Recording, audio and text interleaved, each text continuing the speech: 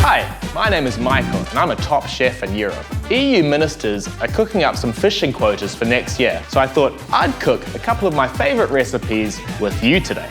The first recipe is a recipe for overfishing that has proven pretty popular over the years, even if it destroys the ocean. The other recipe is for succulent, sustainable alternatives that will allow you to prepare food for your children and your children's children for years to come.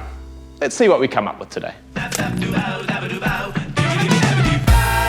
The first step for our overfishing recipe is to completely ignore all commitments to end overfishing.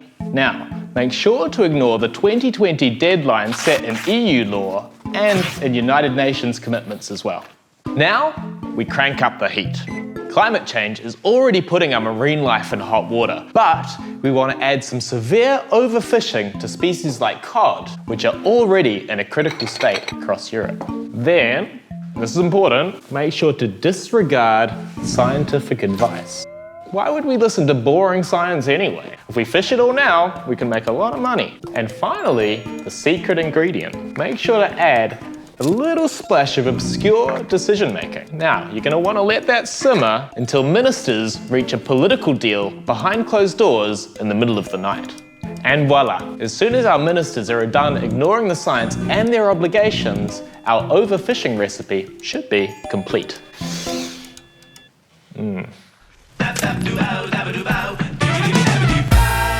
Now over to my sustainable dish. The first thing is to make sure you carefully follow the recipe when it comes to international commitments to end overfishing.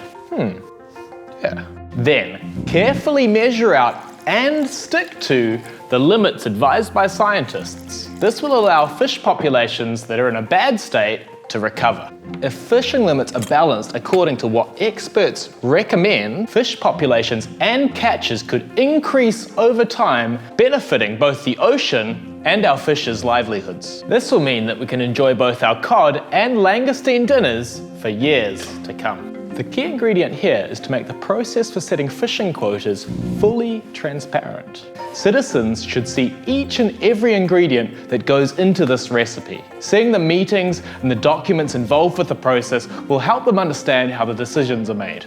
So let's take a look at our two recipes. On this side, we have the results of our overfishing recipe, and on this side, we have a sustainable seafood dish. In December, EU ministers will decide on fishing quotas for next year. Which dish do you think they'll pick? Share this video and ask your fisheries minister to end overfishing, for us and for our ocean.